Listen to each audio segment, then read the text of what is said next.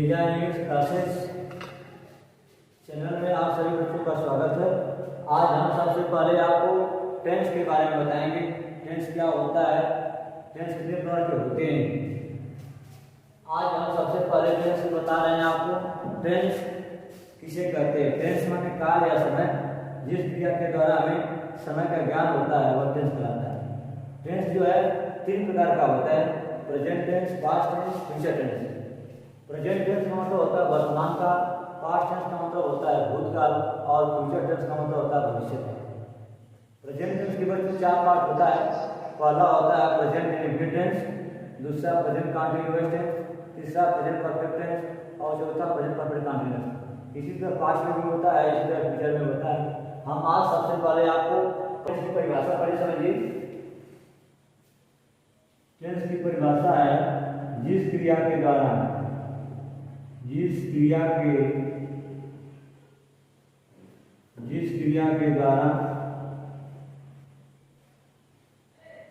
हमें समय का ज्ञान होता है, जिस क्रिया के द्वारा हमें समय का ज्ञान होता है उसे टेंस कहते हैं। उसे टेंस कहते हैं या काल कहते हैं या समय कहते हैं, उसे टेंस कहते हैं।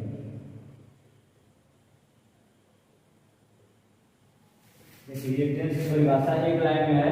जिस क्रिया के द्वारा हमें समय का ज्ञान होता है उसे टेंस कहते हैं। अब जो टेंस कितने प्रकार के होते हैं? काइंड्स ऑफ टेंस या types of tense. Kinds of tense, इसको चाहो तो आप लिख सकते हो टाइप्स ऑफ टेंस। टेंस कितने प्रकार के होते हैं? इसको there are three types of tense. यहाँ लिखेंगे टेंस तीन प्रकार के होते हैं। टेंस तीन प्रकार के होते हैं। अब यहाँ देखिए टेंस तीन प्रकार का होता है। नंबर एक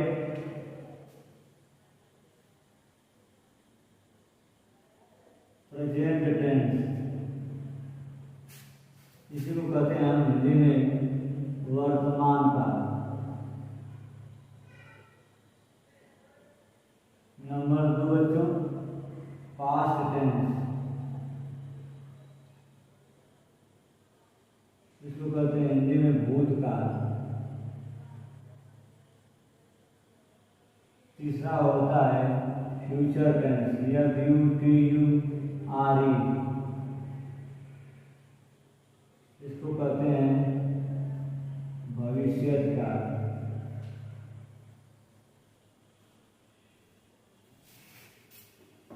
देखिए सबसे पहले मैंने आपको टेंस की परिभाषा बताया बच्चों। जिस क्रिया के द्वारा हमें समय का ज्ञान होता है उसे टेंस कहते हैं। अब देखिए हेडिंग डाले हैं काइंड्स ऑफ टेंस या types of tense.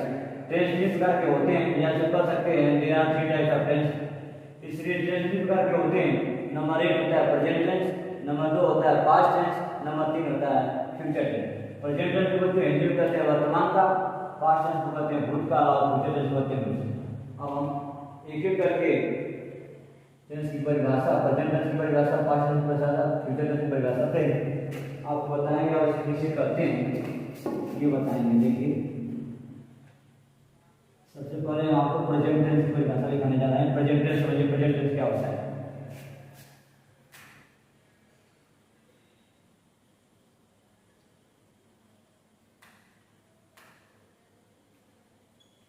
Present tense इसी को हिंदी में कहते हैं बच्चों वर्तमान काल।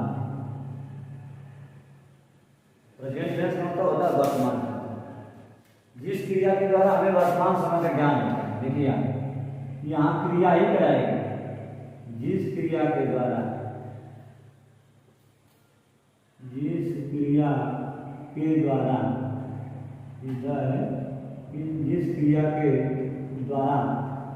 हमें वर्तमान समय का ज्ञान होता है। वर्तमान में जो चल रहा है, जैसे मैं आपको पढ़ा रहा हूँ, जिस क्रिया के द्वारा हमें वर्तमान समय का ज्ञान होता है उसे वर्तमान समय, जिस क्रिया के द्वारा हमें वर्तमान समय का ज्ञान होता है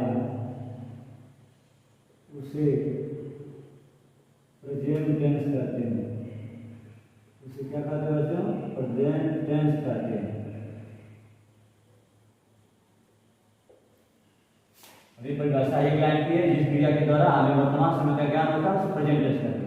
अब ये लाइन छोड़कर लिखिएगा दूसरे से, इस टेंस में, इस टेंस मतलब वर्तमान टेंस में, प्रेजेंट टेंस में, इस टेंस में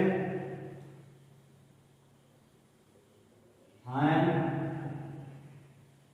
हूँ, हो, लगा, होता है। ये ध्यान देना है। ये बता रहा है इस टेंस में, याद रखिए इस टेंस में हैं, हूँ, हो, लगा, होता है। इसकी सहायक क्रिया देखिए, याद रखिए इसकी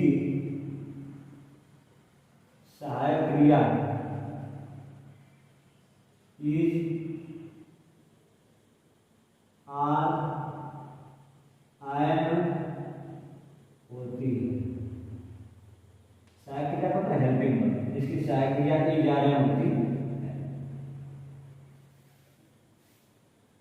अब समझ में आपको आ गया होगा प्रेजेंट टेंस तथा वर्तमान काल क्या होता है। हमने बताया जिस क्रिया के द्वारा हमें वर्तमान समय का ज्ञान होता है उसे प्रेजेंट टेंस करें। इस समय जब मैं पढ़ा रहा हूँ वर्तमान में कार्य कर रहा हूँ प्रेजेंट टेंस में, इस टेंस में जो है बच्चों है, हो, लगा होगा। जिस टेंस में है, हो, लगा रहेगा प्रेजेंट टेंस का। इसकी सहायक क्रिया इज, आर, एम है। जैसे बच्चों हम उदाहरण से आपको बता दें, मैं विद्यार्थी हूँ या मैं एक अध्यापक हूँ। मान लीजिए मैं पढ़ा रहा हूँ अध्यापक हूँ, मैं एक अध्यापक हूँ, लिख लीजिए ऐसे, मैं एक अध्यापक हूँ। मैं का क्या होगा? आई होगा।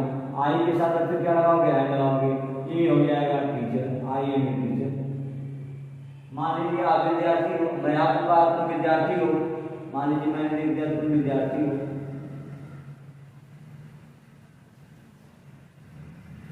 तुम विद्यार्थी हो, तो तुम क्या होगी बच्चों? यू होगी। तुम क्या होगी? यू होगी। अगर तुम बहुवचन है तो इसके साथ सहायक क्रिया क्या लिखेंगे? आर लिखेंगे। विद्यार्थी है तो क्या हो जाएगा? स्टूडेंट हो जाएगा। तुम विद्यार्थी हो, यू आर स्टूडेंट। समझ में आएगा? मैं एक अध्यापक हूँ, आई एम टीचर। तुम विद्यार्थी हो, यू आर स्टूडेंट। तो यहाँ एक वचन रहेगा तो ये लगता है, बहुवचन रहेगा तो आर रहेगा, आई के साथ आएंगे। जैसे मान लीजिए हुआ एक अच्छा लड़का, यहाँ देख लीजिए, माना मैंने यहाँ लिख दिया हुआ एक अच्छा लड़का, हुआ एक अच्छा लड़का है, वो हमारे क्या हो जाएगा? ही हो जाएगा। एक वचन बच्चों तो ही हो जाएगा। अच्छा लड़का है तो ही हो जाएगा। फिर क्या है? गुड हो जाएगा, ये गुड हो जाएगा। इसका मतलब समझ आया? इसकी सहायक क्रिया जो इज, आर, एम बताई गई है, तो इज जो है एक के साथ लगेगी, सिंगल सब्जेक्ट के साथ लगेगी, और जो आर है वो प्लूरल सब्जेक्ट के साथ लगेगी, जो एम है वो हमेशा आई के साथ लगेगी। इसलिए आपको विश्वास है बच्चों की आप प्रेजेंट टेंस के बारे में समझ आ रही है। आगे प्रेजेंट टेंस क्या होता है एक बार पूरा समझ जाइए। जिस क्रिया के द्वारा हमें वर्तमान समय का ज्ञान होता है उसे प्रेजेंट टेंस कहते हैं। इस टेंस में हमें हो लगा होता है, इसकी सहायक क्रिया इज, आर, एम होती है। मैंने बताया इज, आर, एम का प्रयोग कब होगा? जब कर्ता एक वचन रहेगा। आपको बता दिया गया कर्ता क्या एक वचन है, ही है, सी है, इट है, कोई एक वचन का नाम है बच्चों, तो आप क्या होगा? कर्ता एक वचन, उसके साथ क्या लगाओगे? आप इज लगाओगे।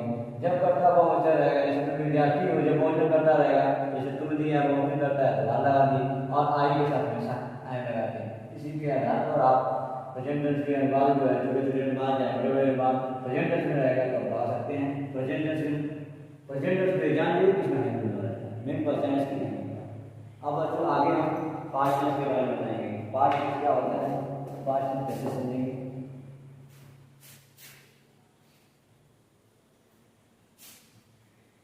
थोड़ा सा बच्चों टेढ़ा हो जा रहा है, ये गोली कैसे खड़ा हो, इसको थोड़ा टेढ़ा हो जा रहा है, इसे ध्यान से थोड़ा सा देखिए, इधर उधर हो जा रहा है। अब दूसरा है बच्चों, देखो दूसरा है क्या? दूसरा नंबर है पास्ट टेंस। राइटिंग को समझ है ना, आप ध्यान से देखना करो।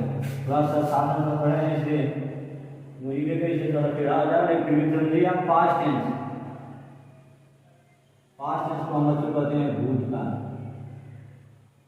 भूतकाल को मतलब ये भूत नहीं है, भूतकाल में बीता हुआ समय।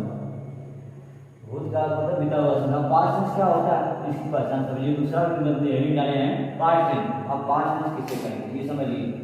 जिस क्रिया के द्वारा, जो क्रिया ही होगी, इसलिए इसकी परिभाषा क्या होती है, जिस क्रिया के द्वारा, जिस क्रिया के द्वारा बीते हुए, जिस क्रिया के द्वारा बीते हुए, जिस क्रिया के द्वारा बीते हुए समय का ज्ञान होता है, जिस क्रिया के द्वारा बीते हुए समय का ज्ञान होता है। जो क्रिया हमें बीते हुए समय को ज्ञान लाती है, जैसे मैं आज भागा चला गया, कल आया, तो कल आएंगे जो आज का कार्य होगा वह बीत चुका है। ये बताइए जिस क्रिया के द्वारा बीते हुए समय का ज्ञान होता है उसे बच्चों पास्ट टेंस कहते हैं। पास्ट टेंस कहते हैं। पास्ट टेंस लिखा करिए, आप इसको लिख लेंगे तो याद आ जाएगा, क्योंकि लिख कर कोई चीज आप सुनकर नहीं याद करते हैं, इसको एक बार, दो बार, तीन बार लिखेंगे, लिखने से आपके माइंड में छप जाता है। इसलिए जो मैं लिखा रहा हूँ तो उसको लिखिए। इसे लिखा है ना, जिस क्रिया के द्वारा बीते हुए समय का ज्ञान होता है उसे पास्ट टेंस कहते हैं। इस टेंस में आगे बात समझिए। इस टेंस में, इस टेंस में, इस टेंस में था से लगा होता है। इस टेंस में क्या लगा है बच्चों, था। अभी इससे पहले प्रेजेंट टेंस पढ़ा है उसमें है वो लगा था। इस टेंस में क्या लगा है, था से लगा। इसकी सहायक क्रिया समझिए। इसकी सहायक क्रिया पूरा स्पष्ट समझ ले रहे हैं, समझ जाइए। इसकी सहायक क्रिया वाज और वर होती है। इसको वर पढ़ते हैं, वेयर नहीं वर भी पढ़ सकते हैं। वाज और वेयर होती है, WAS, वाज और वर।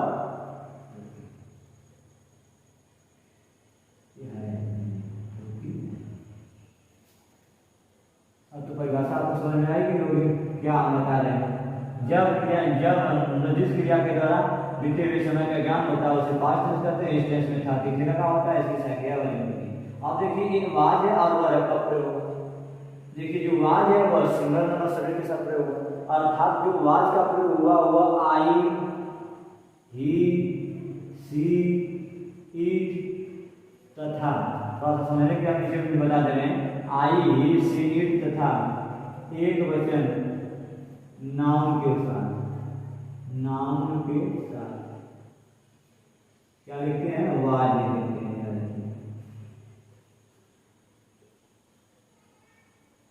आई है, अब यहाँ देखो आई के साथ वाज लगेगा। आई है, ही है, सी है, इट है तथा एक वचन के नाम के साथ वाज लगेगा। उसी जगह बहुवचन का नाम क्या होगा, जैसे लिखे वी, फिर लिखे हम यू, फिर लिखे दे, ये प्रोनाउन है। वी यू, वी लिखे बच्चे ये है WE, वी यू दे तथा बहुवचन नाउन के साथ वर लिखते हैं, WI। ये चीज समझिए, आई, ही, सी, इट तथा एक वचन नाउन के साथ हम वर लिखेंगे, वी यू दे तथा बहुवचन नाउन के साथ हम वर लिखेंगे। जैसे वे विद्यार्थी थे, जैसे मैंने एक शब्द लिखा, वे एक सेंटेंस है लिखा, वे विद्यार्थी थे। अब देखिए वे, यहाँ देखिए जो वे लिखा गया, वे विद्यार्थी थे, और वे कभी क्या लिखेंगे, दे लिखेंगे। अब ये दे क्या बहुवचन करता है तो इसके साथ लिखेंगे वर, दे वर स्टूडेंट। वे विद्यार्थी थे, तो विद्यार्थी बहुत थे, स्टूडेंट्स हो जाएगा, दे वर स्टूडेंट्स। वे विद्यार्थी थे, यहाँ क्या बहुत से विद्यार्थी यहाँ पे स्टूडेंट हो गया, दे के साथ वर लगा दिया, दे वर स्टूडेंट।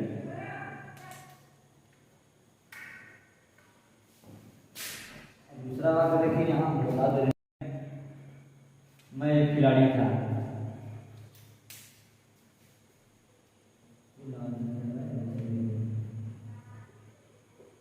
मैं एक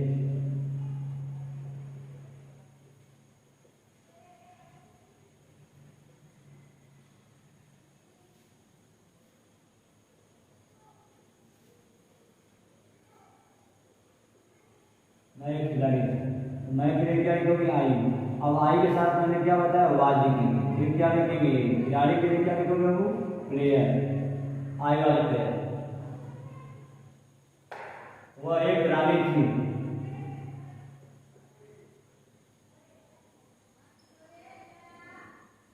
वह एक रानी थी, वहाँ एक स्त्री है, इसे क्या लिखा जाएगा सी लिखा गया।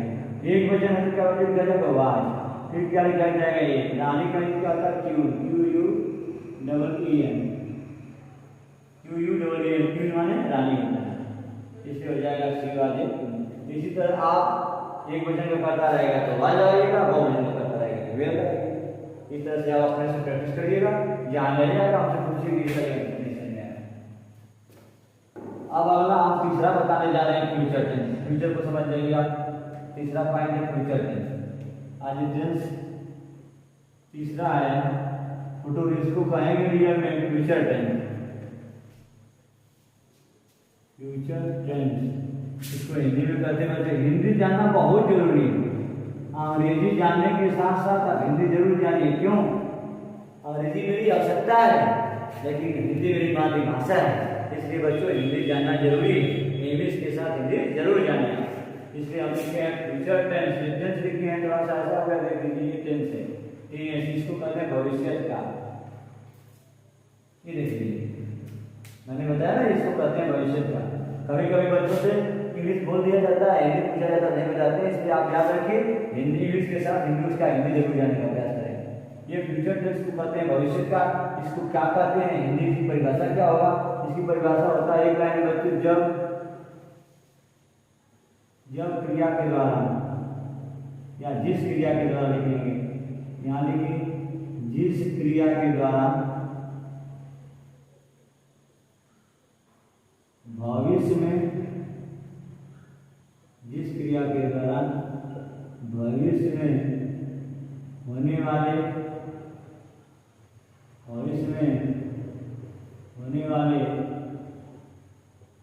कार्य का ज्ञान होता है, जिस क्रिया के द्वारा भविष्य में होने वाले कार्य का ज्ञान होता है, उसे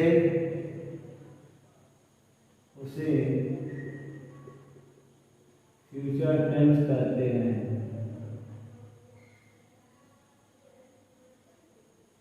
देख लीजिए जिस क्रिया के द्वारा भविष्य में होने वाले, जैसे मैं आज पढ़ा रहा हूँ, कल पढ़ाऊंगा आपको, कल मान लीजिए जो पढ़ाऊंगा तो क्या है भविष्य में होगा, इसलिए होगा जिस क्रिया के द्वारा भविष्य में होने वाले कार्य का ज्ञान होता है, उसे क्या कहते हैं फ्यूचर टेंस। इस टेंस में गा गी आता है, ये याद रखिए पहचान की। इस टेंस में गा गी गे लगा होता है, इस टेंस में गा गी गे लगा होता है। इसकी सहायक क्रिया क्या होती है जानते हैं? इसकी सहायक क्रिया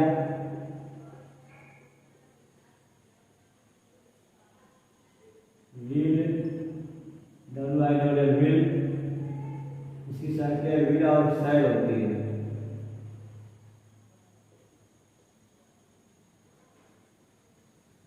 इसकी सहायक क्रिया देखिए सामने आपको दिखा दिया ना, हमने परिभाषा लिखा है जिस क्रिया के द्वारा भविष्य में होने वाले कार्य का ज्ञान होता है उसे फ्यूचर टेंस कहते हैं। आपके सामने है। अब मैंने बताया इस टेंस में गागी लगा होता है, इसके नीचे इसकी सहायक क्रिया विल और शायद होती है। अब ये समझिए विल कब लगेगी और शायद कब लगेगी, विल कब लगेगी शायद कब लगेगी। तो जान लीजिए आई और वी, ये दो याद रखना है आपको। आई और वी के साथ, आई और वी के साथ शायद, आई और वी के साथ शायद तथा शेष के साथ, मतलब शेषकर्ता के साथ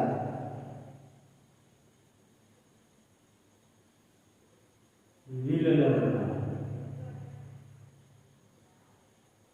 देखिए आई और वी दो, आई माने पर वी माने हम, ये दो करता है, ये सिंगल इंटीग्रल है। आई वी के साथ जो है शहर तथा शेषकर्ता के साथ भी लगता है। जैसे वह किताब पढ़ेगी, दो एग्जाम्पल से हम आपको प्रूव कर देंगे। तो वह किताब पढ़ेगी, वह किताब पढ़ेगी तो वह पॉइंट क्या हो जाएगा, सी हो जाएगा। पढ़ेगी से गाड़ी के लगा दे इसकी साइकिल या रीड हो जाएगी, सी रीड। पढ़ना माने क्या हो जाएगा, रीड हो जाएगा, रीड। क्या पढ़ेगी, किताब, the book, she read the book. अब अगला है मैं घर जाऊंगा, मैं घर जाऊंगा, मैं घर जाऊंगा। ऐसे मैं घर जाऊंगा तो मैं के लिए नेचुरल जानते आई होगा। अब आई और वी के साथ मैंने बताया सर लगेगा, तो आप लिखेंगे आई सर गो टू हाउस।